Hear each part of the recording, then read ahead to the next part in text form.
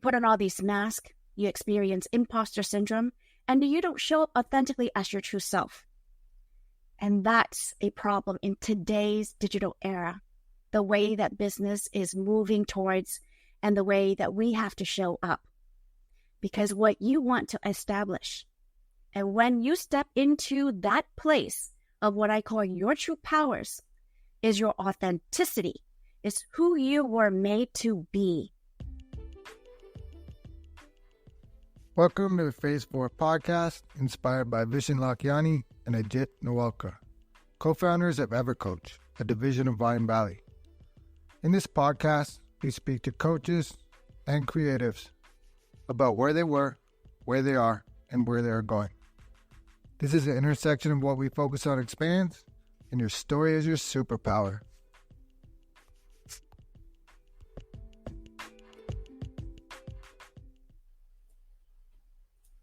My guest today is Thania Trieu. She is a light worker, a leader, a motivational speaker, and she's the force behind True Learning Program, where she helps people show up confidently on camera so they can use their message to add maximum value to the world. Today, we're going to talk about that and a lot more. And Thania, welcome to the podcast. Hi, JP. Thank you for having me here today. And I just want to say hello to everyone who is listening. Thank you. Yeah. So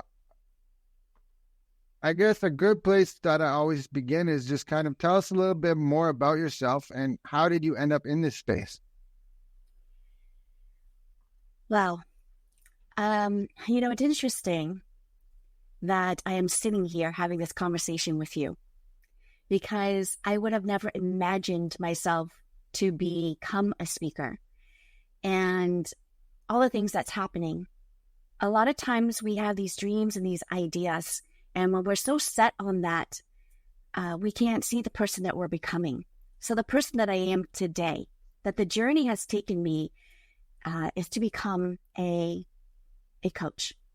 And this journey and this work that I'm bringing to is because I needed it first. I needed to transform who I was. And so a little bit about me, my background. I've been somebody who has been in the beauty industry for over 20 years. I've been in corporate for a decade and in this personal development space for the past few years, heavily immersed. And the calling came. It was an awakening moment to say, Thania, who are you? What do you want to do? And what do you want to bring to this world? What kind of impact do you want to leave? And your kids are watching you. So what do you want to tell them about the person that you are? And what do you want to inspire and instill in them? So that took me on this journey to become a life coach. And as a coach, the importance about all our work is, and to everyone actually, is to be seen and heard. And if you're not seen and heard in today's digital era, you're going to be a little left behind.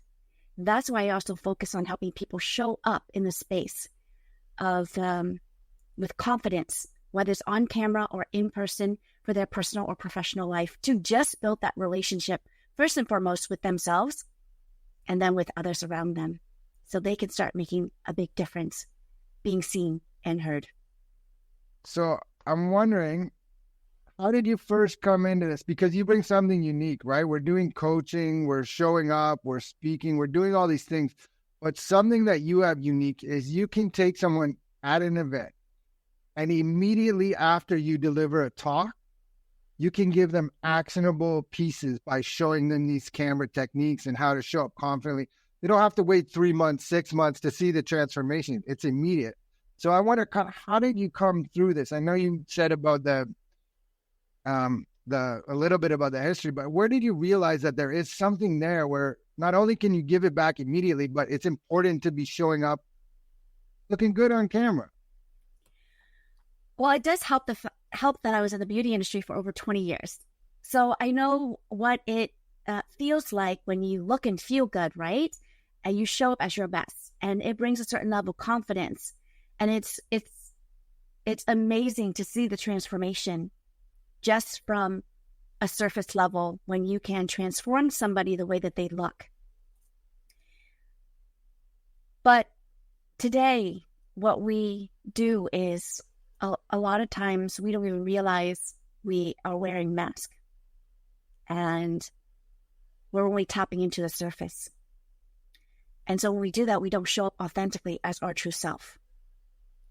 When you can tap into that space and you can speak in a way that people feel your essence and your energy, that's when you are able to connect. And that's when you build trust. And so knowing this, I say, Thania, you need to start bridging that gap between the work that you've done and the journey that you're on. Because a lot of times what we create is something that we need. So I needed to bridge that gap between my inner and outer beauty, or you can say your inner essence and your outer expression. So by inner beauty, inner essence, I'm referring to this gift, this talent, this experience that you have.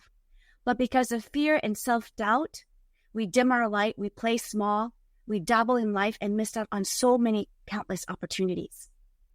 The external beauty, your outer expression, is how you show up.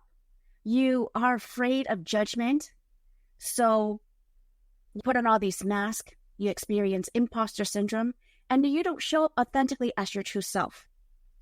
And that's a problem in today's digital era, the way that business is moving towards and the way that we have to show up. Because what you want to establish, and when you step into that place of what I call your true powers, is your authenticity, is who you were made to be, your uniqueness, the way God has designed you to be. And when you show up in that space, you don't have to worry about all that noise of people, the things and the stories that you hear. Because what is there to fear when you are being you and you're showing up to truly serve from a place of love and authenticity? Wow, that's beautiful. I love that, your take on fear. And I'm going to ask you in a second about the acronyms and the switches that you've made to those acronyms. But I think there's a couple of things here about showing up, about doing the work on yourself. Both the first two answers you had, both of them include that it's important to do the work on yourself, and then we can give it to other people. Can you expand on the fear that you just touched on? Fear is something that we all experience. And fear is something that will never, ever go away. So let me just kind of set that record straight. Oftentimes we hear people saying, I want to overcome my fear. But the more that you try to overcome something, guess what happens? The stronger it resists, just like as an enemy. So what I like to do with fear is I like to shift fear to become a friend. Because when you have a friend, it changes the dynamic, it changes the relationships. Because what we say becomes our thoughts becomes our stories, and our stories becomes the way we move and live life. So can you feel the difference the moment I say that, oh my gosh, I want to overcome fear. Fear is like this enemy that's been holding me back, keeping me small. And versus fear is this friend that is, I really want to get to know, I want to discover. And fear is here to really help me. And so I want to embrace fear. I want fear to come along on this journey to help me move the needle towards my goals, towards my dreams. The dynamic changes immediately. And I have a story to share, if we have time, about Ellie the elephant. Well, let me take you through this visualization. If you can just close your eyes and visualize in your mind's eye a picture of a big purple elephant. And when you can see this big purple elephant with big ears, big strong legs, purple body and a tail, I want you to open your eyes. Can you see that purple elephant? Yeah. Well, guess what? That purple elephant doesn't exist. But I took you there with a thought, and you saw it, this imaginary purple elephant. And just like fear, it is not real. But we give so much energy and time and effort to create it. And that's why I say, no more. When I realized that fear doesn't have to be my enemy, it could be a friend, I chose to take back control. And I decided to call my purple elephant Ellie. Because the moment you can put a name and an identity to something, you take away its power because it's no longer invisible, but it's tangible. So now when fear shows up, I simply say, Ellie, you're not real. You're the purple elephant. But I see you. I hear you. Thank you. But not now. I'm in control. And so this has shifted my dynamic with fear. And so fear is this friend Ellie that I bring along on my journey, because the truth is Ellie is also a part of you. And when you can start to embrace all of you, you become more complete. You become more whole. And that's how you can step into this place of your authenticity completely, more as your true self. True self, right? That's beautiful at the end. I love it. So this reminds me of the book, Big Magic, Elizabeth Gilbert. I think it's Eat, Pray, Love she did as well. But she talks about fear and how she used to let it run her whole life. And then she said, finally, she just said, you know what? Exactly what you said. It's not going to go away. It's going to always be there. So she might as well accept it. And so she said, okay, from now on, fear, you can come with me, but you're sitting in the back seat and I'm driving the car. And it's the same idea. When you're talking about Ellie the elephant, it reminds me of when my kids were younger, there's ghosts under the bed and monsters in the closet. And the second that you turn the light on, they disappear. And so once you shine your light, the fear has to just disappear. Yeah, so what I would say is that for everyone, I mean, what's your purple elephant? What name do you want to give your purple elephant? So that every single time it shows up, if we can embrace it, befriend it, we can speak to it, we take away the force, we take away its power, and we start to regain that power, because now we can see you, we can hear you, and you can then address whatever needs to be addressed. Yeah, I love it. What are you working on these days? These days, we're constantly always wanting to rise.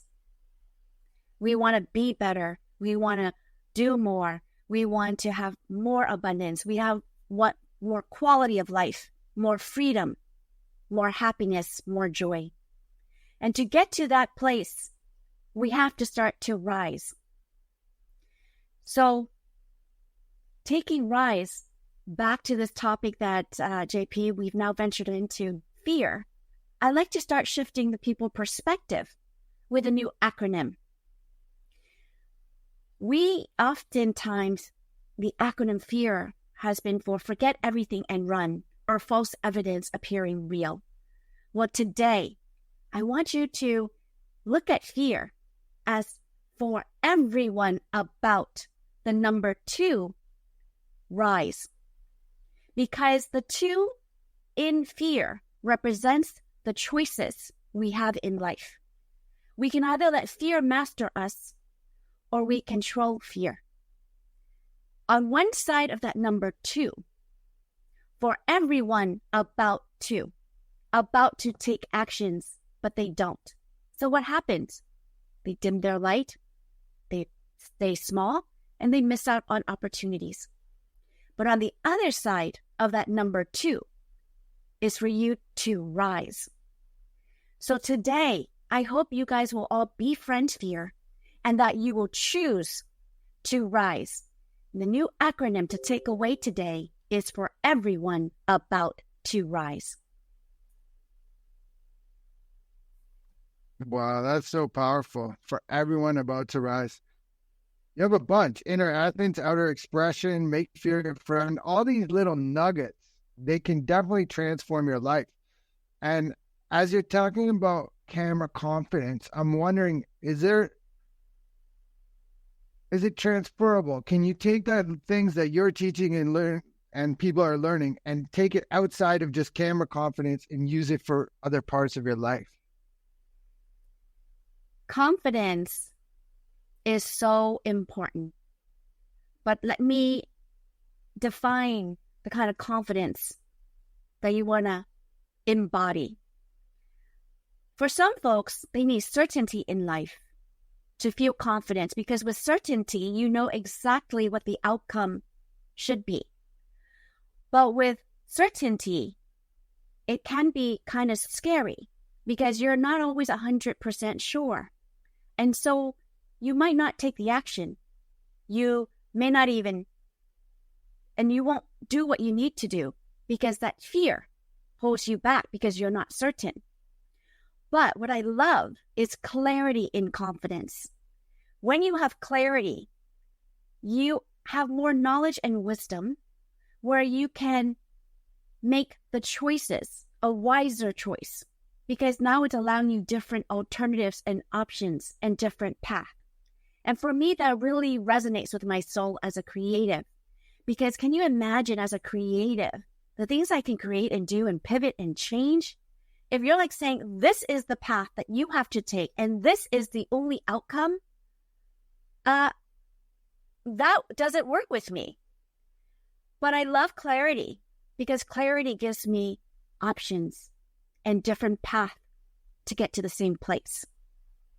And so clarity and confidence is so important. And when you keep on moving with clarity, you eventually get to certainty and confidence. And just to tie things together in an analogy, when we say practice makes perfect, what happens to a little kid who wants to do well, but he doesn't believe in himself, or he doesn't have the athletic ability, or he doesn't feel, X, Y, and Z? You go out there and you tell him, you're encouraging him to say, hey, practice makes perfect. So just keep on practicing and you'll eventually get there. It's like certainty. They're going to feel like it's almost impossible and that they don't even try because I'm never going to be perfect. But what if you said, practice makes progress? Wow. Can you feel that breath of air, that the possibility exists? Because with practice, you will always continue to make progress, just like clarity in confidence. It gives you a fresh breath air so you can move. Yeah, that's beautiful. Yeah, I always wonder, right? Like, what if you're telling the kid that they just keep practicing and you can do it? But that's not true, right? Like some things, not everybody's good at everything. And that's what makes us unique and it's awesome. But to tell a kid that, then what happens is learned hopelessness. They're like, man, I keep practicing and all they said is I have to practice and I'll get better and I'm not getting better. And maybe it's just that thing's not for them, which is totally fine. But I love your take on it. One of my next questions, it was more life coaching, but it was, can you explain how self-awareness plays a critical role? And you kind of just said that being aware helps you develop. And I'm guessing, I know you're very aware, and I think both of us are the same at this, where we look at our behaviors, we look at what we're doing, and we try to analyze how we can get better and how we can improve. So how important is that part, introspection, looking at what you're doing and analyzing yourself to get better? Oh my gosh, that's the first thing. It's because we're not aware. We're not aware of who we are. We're not aware of what it is that we want to do, what we want to create, and even awareness of the people, the situation, our environment. They all contribute to us having the ability to make the decisions with more clarity so that we can get to more certainty. And when you get to that place of certainty, you start to walk with confidence because you are now creating change because of what you're doing. and how you're showing up. So I've been fortunate to have ventured into various different communities and surrounded myself with great like-minded people like yourself, JP, and Lisa Nichols, Mind Valley, with Vishen Lakhiani, Tony Robbins community. And Lisa Nichols is actually my coach. I'm in her certified transformation trainer program, and I'm excited to share with everyone that I'm graduating this November.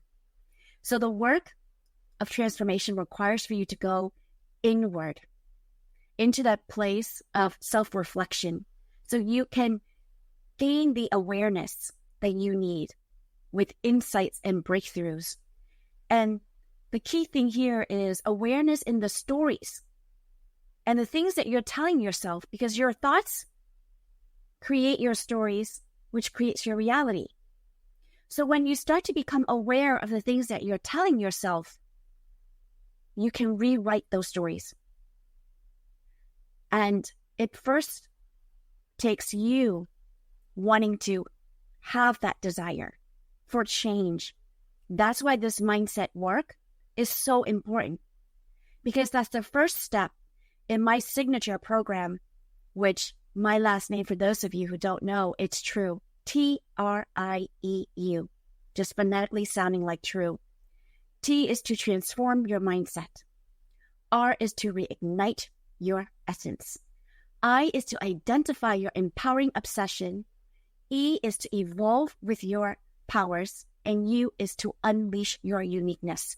So all of this takes you back to that place that I've talked about, stepping into your authentic, true self, is in this journey with my own last name. That's what has happened. And I would love for everyone to start stepping into that place of authenticity, because then this fear that's holding all of us back, JP, no longer has that same control. And through the awareness, by changing our stories, we start to change our life. So there's a powerful tool that I wanted to share. Every single time a story comes up and fear is involved in it, ask, is it true? Is it really true that you can't do this? Probably no, if you never tried it, or if you haven't done it enough. Is it true that you can't stand on stage and speak? No, it's just you are uncomfortable. So a lot of these questions that you can ask every single time you have a limiting belief or a story is ask, is it true? And most likely the answer is probably no. Yeah, I love it. It's, again, practice makes progress, right? If you never tried, you're not going to be able to, but if you start trying, you could. And so if we can see that progression, that, okay, here is where I'm at, just like university, right? The kid comes straight out of high school and they're like green and they don't know. 4 years later, they know everything about whatever degree they're doing. And it's just, that's what it is. You have to show up, take action. And I think for me, the biggest thing about fear is it's a thought. Like you're saying, it's in your head.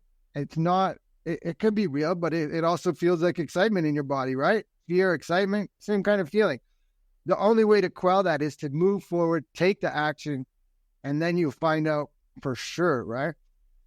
Yes, and the story that you shared about this kid going to school and not knowing, but years later, it's like, wow, I know all of this. And the problem here is that we have to be present in the moment, because when we're not present in the moment, we're thinking about our past experiences and living in there. That's not good. Or we're looking at the uncertain future because we have no idea what's going to happen. We create all these fear and we're not in this present moment. But if we come back to the now and we live in the now, then guess what? All those fear in the past and the future doesn't really get the same hold on you. So it's so important to bring us back to the present and the now. So great story, JP. Yeah, I love it. You're reminding me of Eckhart Tolle with the power of now. And even I was in a group and this girl was going, it was the 20th anniversary of something. And so we all have this. If we have someone who passed, or good things and bad, right? A wedding or a funeral, whatever, that we have this story from behind, and we're holding on and we're letting it make us feel how it made us feel way back then. And we're still carrying that forward. And I'm not saying don't honor and respect your past. What I'm saying is don't get stuck in it. You can't change it. So this person in that group was upset, crying, and it was about something that happened 19 years ago. And so I said, the exact same thing is like, we're here now.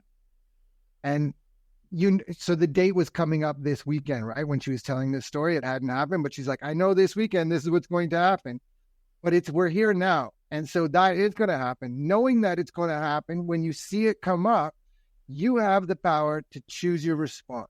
You can't change the thought from coming up. The thought comes up. You have nothing to do with that. What you can change is how you respond to the thought. And so going back to what you were saying earlier about the results in action, the example for that is a car. You're driving in a car and another car cuts you off. So that's the event. That's what happened. The second that it's gone, it happened, it's gone, it's over. You react. So do you get road rage, give the guy the finger, pull up beside him, start screaming at him? Do you sit back and be like, whoa, that guy's in a big hurry, I'm glad I'm not? Do you have some compassion? Maybe he's on his way to a hospital. Oh my God, I'm so grateful that I'm not on my way to a hospital. All three are different reactions that create different results, that also create different neurochemical responses in your body, but the event is the same, and the event is in the past. So I guess what I'm saying there is get in the gap and choose your response. And those response is absolutely all in your control. And that requires, I think, when you come to this place of being grateful, right? You're just grateful for everything. You're going to live a life that you're going to have more empathy, compassion, and the way you show up is so different. So that also will impact your decisions. And the key here is, what are you deciding every day to do? I've shared it in one of my my webinars about people are always saying, well, I'm not ready yet. I want to feel that I'm ready to take action. Well, guess what? Ready is not a feeling. It's not something that you're going to feel. You just have to make a choice and decide to take the action. So we're dropping a lot of good nuggets today, JP. Yeah, a lot. And there's going to be another one coming right now, because I'm going to ask you, what is the number one thing?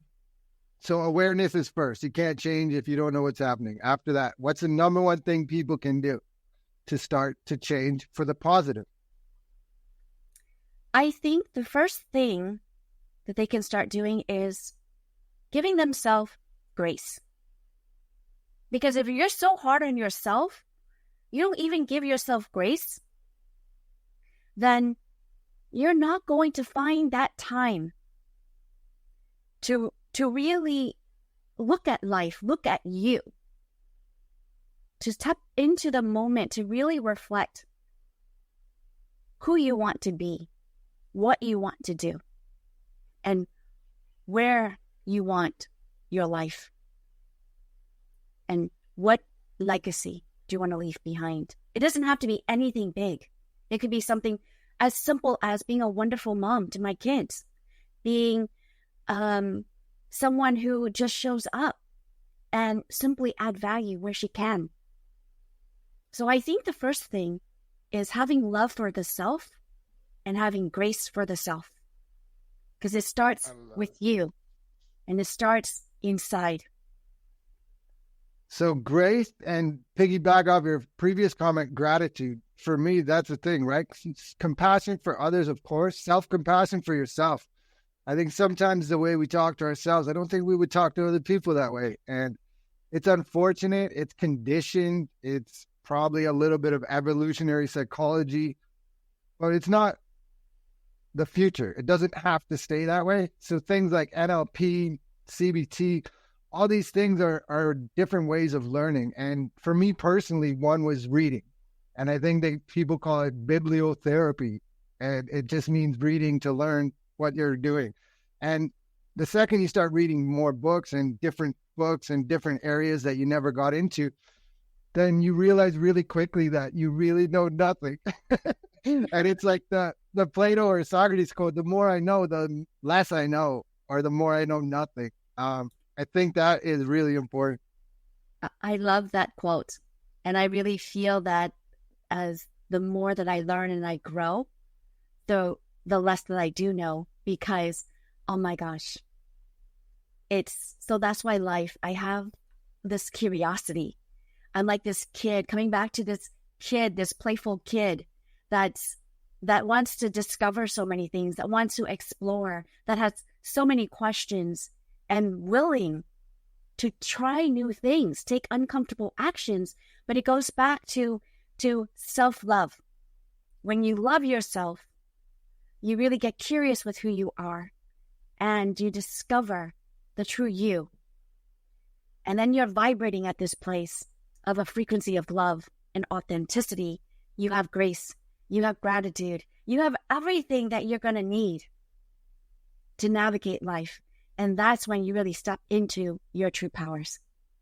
Yeah, that's huge. So I'm listening to this book right now, audiobook, The Art of Impossible by Stephen Kotler. And he talks about that curiosity, how big it is to find your passion. So here's an easy one for everyone. Get a pen and a paper, and you write down 25 different areas of your life that you enjoy. So let's say you enjoy painting, and let's say you enjoy carpentry.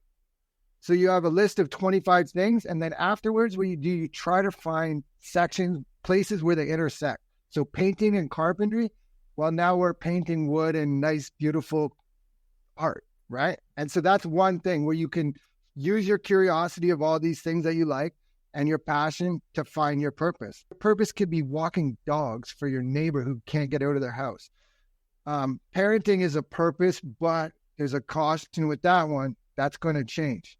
If you have young kids, they're going to be grown up and they're going to leave one day. So don't make that your entire purpose. You have to look forward for another purpose, because one day you're going to be stunned with, oh my God, now I have no purpose. And I guess I don't want to take up too much of your time, but I always ask everyone this question. So this is the Phase 4 podcast.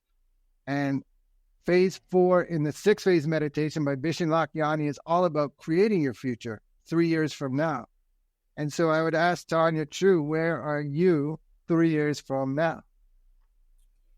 3 years from now, I am a Lisa Nichols transformation coach, facilitator. And for those of you who know Lisa Nichols, the amazing work that she does, and someone who just radiates authenticity at a completely different level, and the capacity that she has to speak to inspire, to the art of storytelling that transforms the soul, creating impact all over the world to whomever she meets or has the pleasure of encountering. She is my GOAT.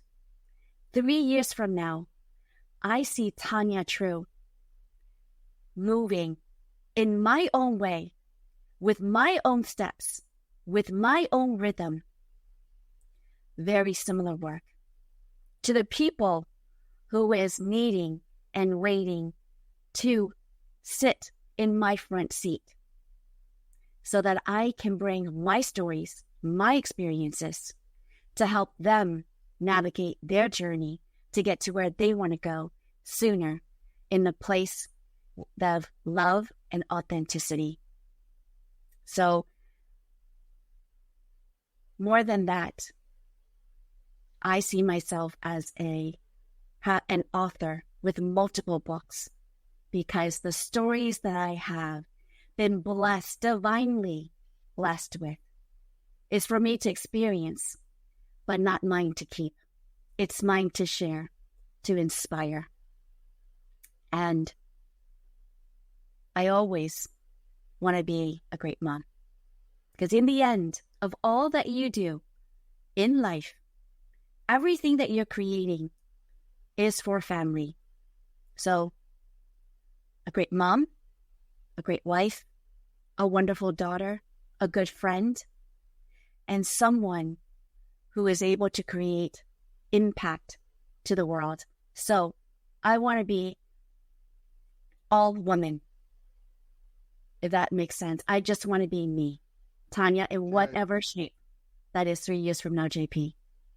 It does make sense. And before you even said it, I was thinking 3 years from now, you're going to be making a massive, you already are, but making an even bigger impact around the world. So definitely grateful for that. I love that question. It just allows us to play and go into the future and explore. And I want to thank you for having me here today, because that's what's needed. We need our voices to be heard, right? And so you are creating a platform allowing so many people's voices to be heard and shared in a capacity that's never been shared away in the way that it has been. So thank you for doing what you do, JP. Thank you. Now, as we begin to wind down, if this episode resonates with you, please like, subscribe, share, follow, and definitely reach out to Thania. She's going to be able to help you. Again, I see you on stages. We met in person around a year ago this time, and I saw you speak in front of a room, and I already know you could speak good. We had a connection call like a little before that event, and you didn't even know I was going. But I was looking at the room. I was looking at you, but I was looking at the room, and the faces were just like right up, big, open eyes, like people smiling, jaws dropped, because of how powerful and motivational your speech was. So I want to see more of that from you, because that's your superpower. JP, that story, oh my gosh, for those of you guys who don't know JP, if you meet this guy, he's amazing, all right? He's got such a big heart. But that day that I met JP, I can't believe he didn't even tell me he was going to be there. So he's full of surprises. So you never know what you're going to get from JP, but that's the beauty in life, right? Because if you know what's going to happen all the time, it takes the fun out of it. So you have to be able to pivot and move, be in flow and flexible with what life is bringing towards to you. And I would love, JP, to share with everyone here how we can still stay connected on so many different levels. So one way to stay connected is through my Instagram. You can follow me on True Learning Program, or join me in my community in Facebook, True Learning Program.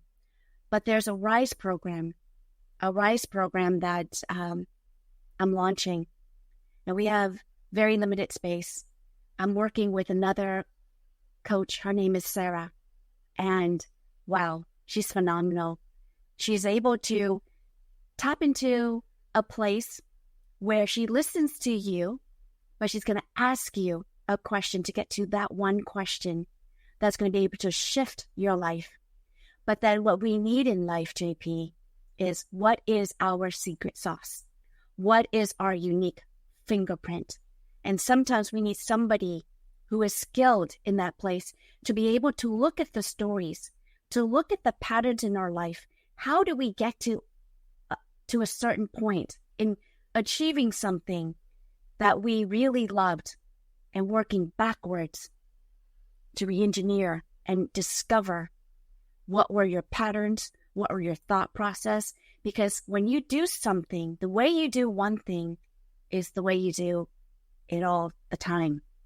And that's a pattern we create. Until we discover that pattern and become awareness of that, is really hard to change. And when we become aware of it, then we can kind of play around with it. So thank you for letting me share that with everyone, because I think it's so important that we get these messages out to people, because we don't know who needs help. And the time like right now, we need everybody to rise. And if we could be of service, that is to be a servant leader. That's a beautiful place to operate. And that's why I'm so grateful that we are able to do what we love as coaches today. Yeah, it definitely fills my cup too. So I love it. My final question was always, how can people reach you? But we got that. So how about you would like to end us off just leaving a message of hope, inspiration? If you have something to sell it. Anything you want, maybe something I didn't cover, take it away. Yeah. So the most important thing that I want to share with everybody, and I've shared it throughout our talk here, is to embrace and befriend fear. Create a different relationship with fear by shifting your perspective and changing your stories by asking, is it true? The second thing is that I didn't get a chance to share, but is so powerful, is when we integrate all the pieces of who we are, our past selves, our younger self, our present self, and our future self. When we become complete, we can stand there hand in hand with our past, present, and future. You become complete. And when you are complete, you show authentically as your true self. And that's when you step into your true powers. And that's when you can start to make change and impact. And you can use your voice, your gifts, your talents to show up with confidence to the world in your personal life and in your professional life. So I would love to stay connected. Follow me on Instagram or Facebook at True Learning Program. And if you're ready to take that next step and you're ready to rise, then join me on my Rise program. I'll share the link with JP and you can enroll through that way. Thank you so much for your time. I love it. I can't really add anything to it. Your story is your superpower. And Thania, this was so awesome. I'm so grateful for you and thank you for your time today. Thank you. And thank you to everyone for listening to our talk today. Have a wonderful day and I wish you all the best.